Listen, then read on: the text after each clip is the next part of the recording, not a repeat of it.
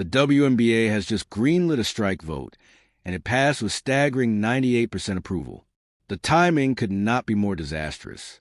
At the exact moment Caitlin Clark is publicly calling for unity and urging everyone protect the league's momentum, longtime voices within the league are doing complete opposite, mocking new fans, pushing back against growth, and treating expansion as a threat rather than the opportunity it clearly is.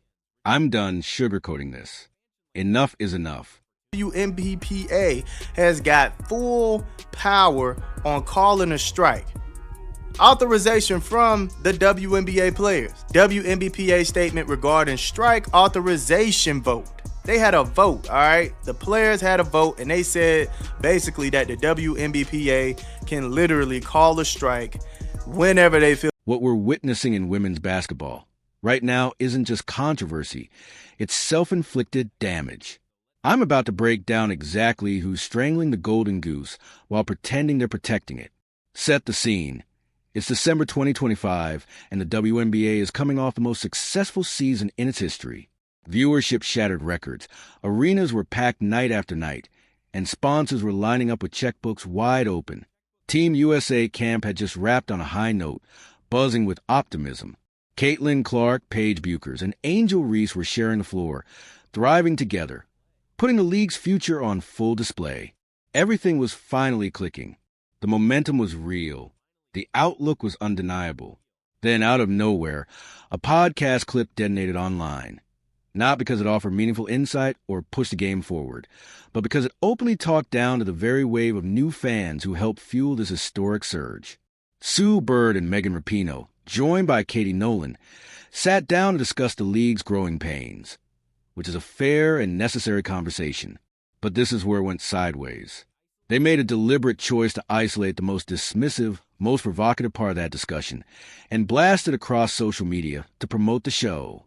This wasn't a misunderstanding. It wasn't a quote taken out of context. That clip was the context. They wanted outrage. They wanted it to spread, and they knew exactly what they were doing. I don't know why we're still bringing up a toxic fan base. I thought it was so condescending to say that so many fans are just latching on to Caitlin Clark for reasons other than the basketball. And that is something that we just continue to see. And it was also crazy because Katie Nolan at the end of this whole bit, she was like, yeah, I don't really watch that many games, but I'm keeping tabs on it. And it's like, that's the reason you had the take that you did. The reason that you had the take that you did is because you're not watching the games. You're not watching what's going on. You're not going to the games. And you clearly said that. You said, I'm a casual fan. I don't really watch the games, but I keep tabs on what's going on. So what was the message they pushed? That the surge of new WNBA fans has nothing to do with the sport itself. That people are only tuning in for Caitlin Clark for reasons supposedly unrelated to basketball. These fans were painted as toxic, as if their first instinct is to tear down every player who came before her. And here's the part that really seals it. Katie Nolan openly acknowledged on camera that she doesn't even watch the games. By her own admission, she's a casual observer who follows the league through headlines and online chatter, not from actually watching the product on the court. To single out, once again, like I said, in 2025, to target a group of fans felt like was very condescending. There was another point in the podcast where Sue Bird said that all of these new fans that came here, they immediately said that all of the players who came before Caitlin were trash, and that's just... Think about how absurd that is. Someone who doesn't even truly follow women's basketball is now policing fandom, telling diehards who set alarms at 2 a.m. in Germany just to watch Indiana Fever games that they somehow don't count. A person who struggles to name half the league starters is lecturing the very audience that helped drive attendance up by 300%, as if their passion is invalid or misplaced. I also feel so bad for Caitlin Clark because she's gotten to the level of popularity where people have just dehumanized. The nerve of it all is staggering, and somehow it keeps getting worse, because there's a massive detail almost no one wants to confront. The WNBA Players Association has now granted its executive committee unrestricted authority to call a strike at any moment. Let that sink in. 93% of players participated in the vote. 98% approved it. Just 2% dissented. And I put real money on Caitlin Clark being part of that minority, because she's the only one saying the obvious part out loud. The league has to play next season. Momentum cannot be interrupted. Progress requires compromise. Both sides have to give a little. That's how real negotiations work. You don't walk away with everything, but you walk away with enough to keep the train moving. Somehow, that level of reason has become controversial. Instead, sweeping strike power has been handed to a union that has been reckless online for months. And that's being charitable. The WNBPA's social presence hasn't been bold or strategic. It's been chaotic, combative, and needlessly divisive. Now that same energy has access to the nuclear button, the ability to halt an entire season on a whim. Do people really understand what that means? This is happening at the exact moment the league finally has a foothold in the mainstream. Casual fans are tuning in. Corporate money is flowing. Eyes are finally staying on women's basketball. And right now, the power exists to torch all of it instantly. Are the players right to want better pay? Of course. Improved travel? Absolutely. Stronger marketing support? Long overdue. But here's the part no one wants to admit. None of that survives a shutdown. No games means no viewers. No viewers means no revenue. And no revenue means no future to negotiate over. That's the uncomfortable reality WNBA media refuses to say plainly. The loudest critics of new fans are often the same people who weren't watching when the audience was small. Analysts who complain that Caitlin Clark dominates coverage tend to disappear when she's not in the headline. Podcasters who act like cultural gatekeepers rarely sit through full games themselves. Duncan said the quiet part out loud, claiming Caitlin Clark's fan base drains the fun from the league, that before these new viewers arrived, there was more variety and freedom in coverage. My response is simple. Then cover it. No one is stopping you. Break down Aya Wilson's MVP-level dominance. Spotlight Breanna Stewart taking over games. Give Sabrina Ionescu the praise she deserves. But they all know the truth. Those segments don't move numbers. Those posts don't travel. They don't explode on timelines. Caitlin Clark does. So they lean on her name, her highlights, her presence. And when that strategy works too well, they turn around and blame the fans for responding. That's not logic. That's resentment. Platforms were built on her visibility. They benefited from the clicks she generated. And now they're angry the audience followed. It's the most backward feedback loop imaginable. Take a specific example.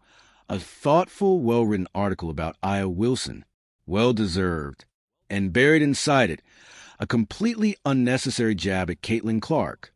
From the same writer who praised her extensively the year before. Ask yourself why that line was there. What did it add? How did diminishing one player elevate another?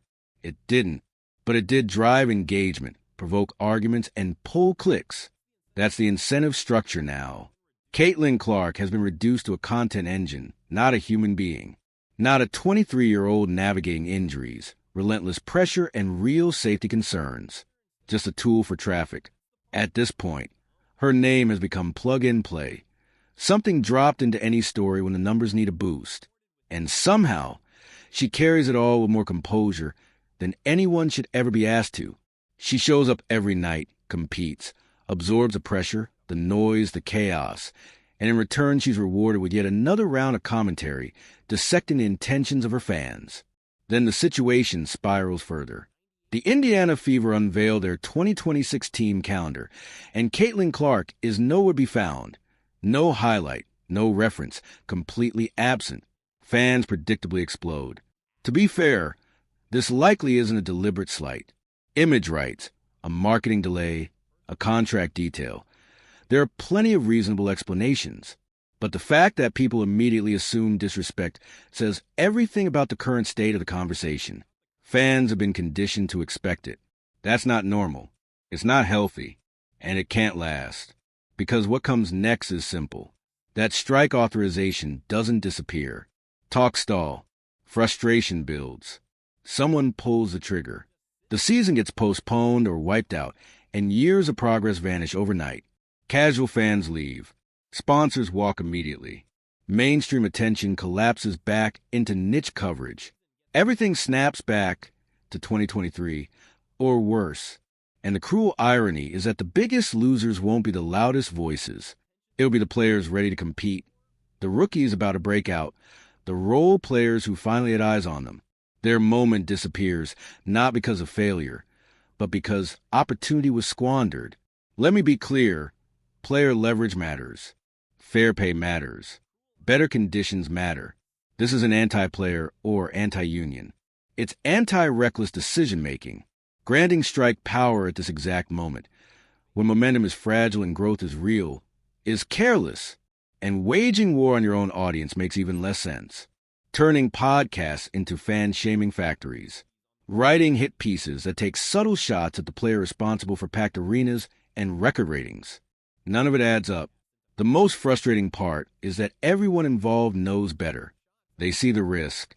They understand the damage. But outrage travels faster than optimism. Controversy performs. Tearing someone down is easier than building something worth protecting. So here's the challenge to WNBA media. Analysts, podcasters, reporters who swear they care about this sport. Prove it. Show you can generate interest by actually talking basketball without dropping Caitlin Clark's name every few sentences. Elevate other players without dragging anyone else through the mud. Watch the games you claim to defend. Because right now, too many of you look like visitors in your own league. Women's basketball has become a backdrop for hot takes, culture wars, and personal branding instead of the focus. Audiences are exhausted, tired of bad faith arguments, tired of being lectured, tired of experts who don't analyze. What people want is substance. Film breakdown, strategy, player development, real stories that deepen understanding of the game. And if established media can't deliver that, someone else will. Audiences migrate. That's how this works. Strike authorization is locked and loaded. Podcast fallout is still rippling. The positivity from Team USA camp is already gone. Add suspension drama, labor drama, media drama, calendar drama, all at once. It's as if the league looked at the most successful year in its history and decided to light a match. The WNBA is a fork in the road. One path leads to long-term growth and stability. The other leads back to the margins. And right now, the people with the most influence are sprinting toward the wrong one. The irony is that Caitlin Clark, at 23 years old, understands this moment better than veterans twice her age. Play the season. Find middle ground. Keep the momentum alive. That's not radical thinking. It's basic logic. But logic doesn't trend. Outrage does. Until that changes, we'll keep recycling the same arguments while the actual game gets buried. So here's the ask: do better. Players do better. Media do better. Fans do better. Ask yourself one hard question. Are you helping women's basketball or just helping yourself? Because if a strike happens, if a season is wiped out, if all this momentum collapses, you can't pin it on Caitlin Clark or new fans. The responsibility will sit squarely with those who chose chaos over progress. And history won't be gentle with that choice. The clock is running. Figure it out.